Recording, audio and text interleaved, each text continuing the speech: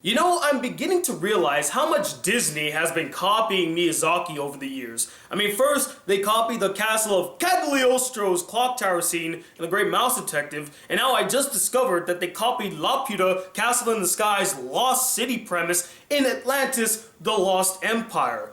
But you know what? It doesn't surprise me that Disney is deciding to rehash some old stories.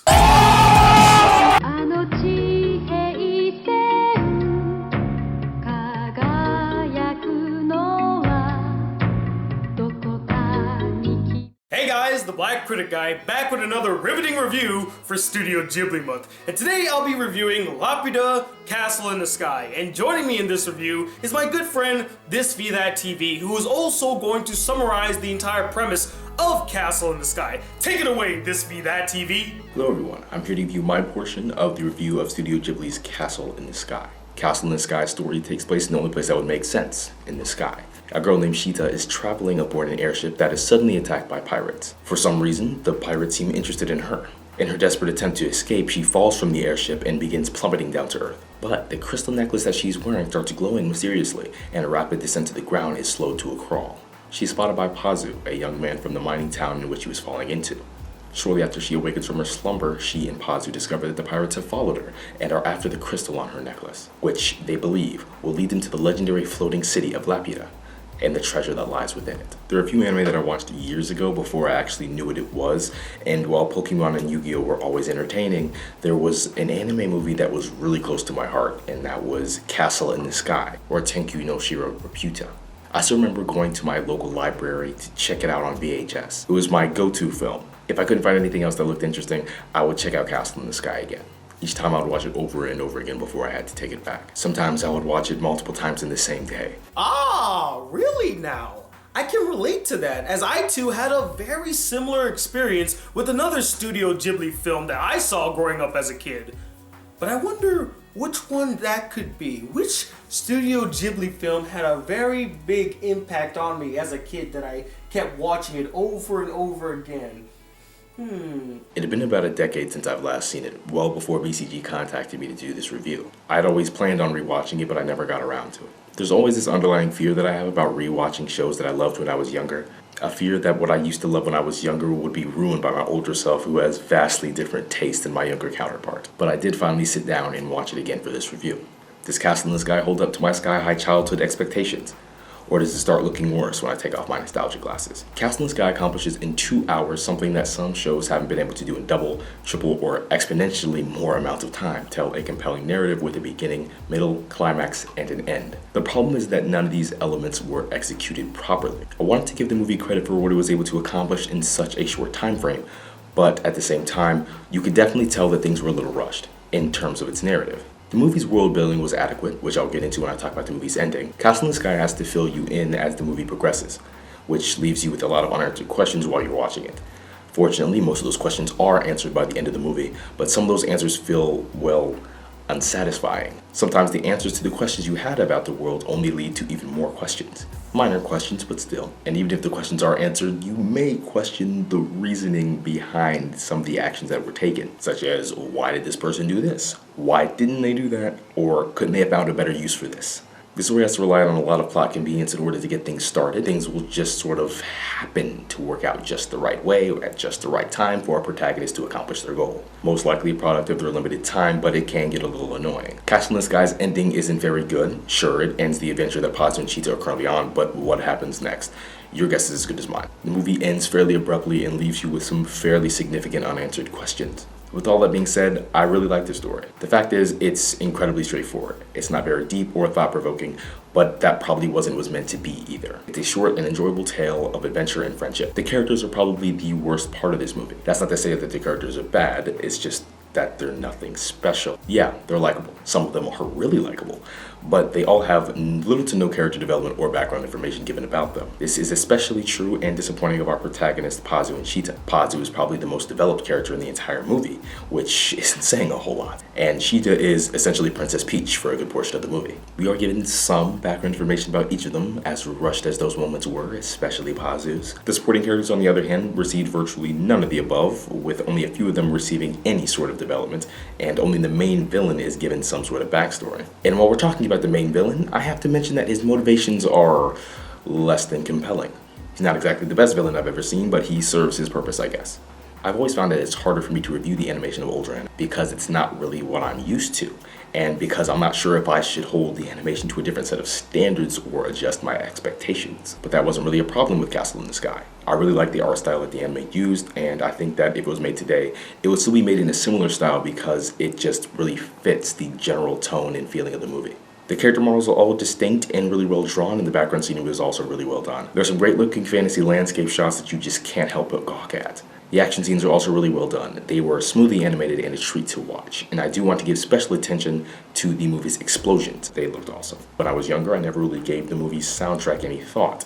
It never really crossed my mind. But this time around, it was one of the first things that I noticed. The grand orchestral pieces that fit the tone and setting of each and every scene that they're used in. Whether it's an intense scene with gripping action and high stakes or a quiet night under the moonlight. The only complaint that I have is that there are a lot of tracks that have a similar sound. That being said, there are plenty of songs in Castle in the Sky's OST that I can see myself returning to fairly frequently. Even without my nostalgia glasses on, I really enjoyed Castle in the Sky. It's a flawed but captivating tale with likable characters and really good animation and sound. It took me nearly a decade to rewatch this movie the last time, but I doubt it will take me anywhere near as long to observe Pazu and Cheetah's exciting journey again. Here is the verdict and breakdown out of 5. Story 3.2, characters 3, animation 4, sound 4, enjoyment 3.9 for a final verdict of 3.6 out of 5. Very interesting point of view there, THISVTHAT. I understand where you're coming from, and I hear you loud and clear. You have very mixed feelings for Castle in the Sky, especially since it was a film that you cherished deeply as a child. And we all have experienced that at one point in our lives, where we revisit an old film that we loved as a kid, but when we watch it now, it's not as great as we remembered it or as we thought it was back then. I can tell you so many films that I watched as a kid, and I watch now, I'm like, I like that shit? Damn, I was a terrible kid. But now it's time for me to throw my hat, if I actually had a hat on. Just imagine there's an invisible hat on my head and I'm throwing it into the invisible ring to share my thoughts on Laputa, Castle in the Sky. Once more, I agree with a couple of things that THISVTHAT brought up in his portion, like the animation and art. It is fantastic. It looks incredible and gorgeous. The colors really pop out. The landscapes give off this epic feel, like you're going on this adventure, and the character designs are really good. I mean, do I even need to emphasize that anymore? I mean, we all know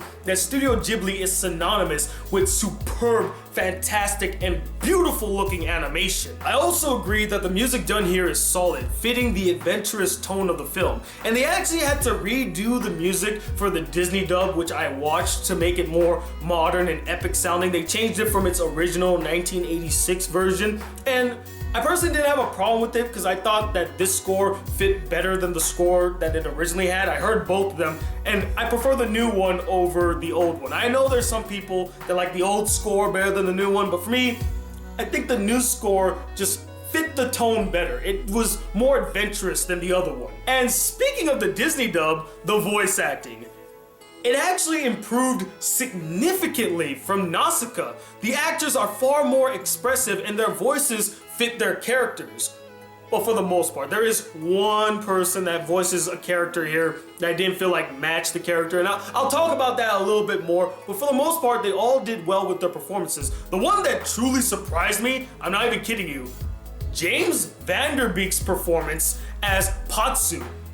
I didn't even know that that was James Van Der Beek until I looked it up because it sounded nothing like him. The actor totally got lost in his performance and became the character of Patsu. Like, it's no longer James Van Der Beek, that's Patsu you're seeing on screen. And he is without question the best vocal performance in the entire film. A runner-up would be Cloris Leachman as Captain Dola. She was pretty good as well. Now here's where I begin to differ from THISVTHAT's standpoint, the story and characters. I actually really enjoyed the story. Miyazaki really knows how to craft a very engaging, enthralling, and entertaining adventure story. It's just a thrill ride through and through. I mean, it has peril, intrigue, humor, action, all the necessary ingredients to make a very fun and engaging story. Oh, but excuse me, Black Critic Guy, there's one more crucial ingredient that you forgot to mention. You're absolutely right, young handsome nerd that I've never seen before in my entire life, and it's totally not me. there is one more crucial ingredient that I failed to mention: the characters who are involved in the journey.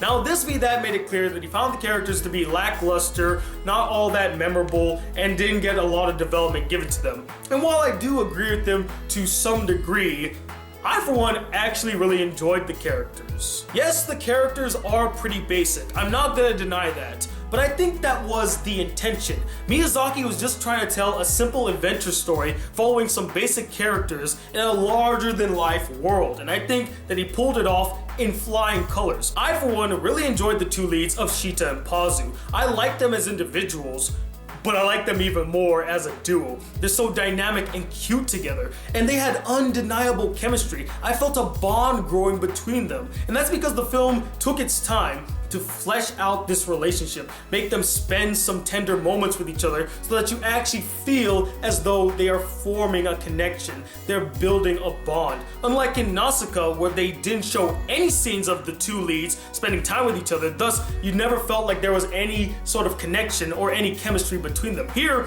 it was actually believable. I loved their relationship. Or should I say friendship, as there wasn't a lot of romantic vibes between them. It felt strictly platonic. Whatever you want to call it, it was sweet and endearing, and I loved those two. But now it's time for me to address some of the issues that I had with Castle in the Sky. And my biggest issue with this film is something that I also agree with THISVTHAT on, and that's the villains. They are way too generic and cliche, which really baffled and upsetted me because Miyazaki is legendary for creating some multi-layered, interesting, thought-provoking, and morally ambiguous antagonists. Characters that aren't entirely bad, their reasonings behind their actions may not be that good, but they're coming from a certain place where you can understand why they're doing what they're doing. Here, the villains are all just one note. One wants power, the others want wealth. That's it. There's no layers to them. And the comeuppance for the villains is pretty underwhelming. Like, I'm just like, that's how they get rid of them? So played out. Another issue I found deals with Anna Paquin's performance as Shita. Not only did I feel like her voice didn't fit the character, but her performance was way too inconsistent throughout the film. Like, sometimes she'd be talking in a normal voice, but then all of a sudden, she would switch to a British voice, and then she would switch to a Cajun voice. Like, did nobody pick up on this, like her voice changed throughout the film? Did they not like call her back and say, hey, we need you to redub over some lines that you did? You were talking in a Cajun accent, and in this line you were talking in a British. We need consistency from you, Anna.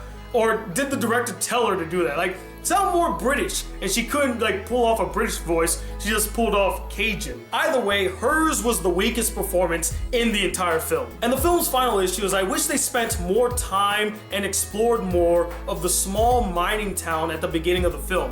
We only stay in this town for roughly 6 to 8 minutes, and we don't even get a full scope of what this town is actually like. And I heard that Miyazaki, when researching for this film, went to a Welsh village to see the miners there, and he wanted to kind of capture their spirit. And there is a scene in the film where I feel like he did capture their spirit, but I feel he could have gave them a little bit more. And this town was actually very fascinating. I would have loved to see more of it, but we don't really spend that much time. We gotta go on this journey, we gotta go to these other places, and it kinda sucked. But overall, despite all its problems, I still really enjoyed Castle in the Sky. I got a kick out of it. It's a fun, thrilling, and memorable adventure film, and it definitely has the Studio Ghibli magic to it. And that's why I'm gonna give it a 4 out of 5 stars. I think that it is definitely worth watching. I would like to thank BCG for inviting me to do this collaborative review with him. I would like to wish you the best of luck as you move along through Studio Ghibli month. But as always, guys, I'm not the end-all be-all opinion when it comes to Laputa Castle in the Sky. As you clearly saw in this review with THISVTHAT'S part, I would love to know what you guys thought about the film as well. Did you absolutely adore it? Is it your childhood favorite? Is it your favorite Studio Ghibli film of all time?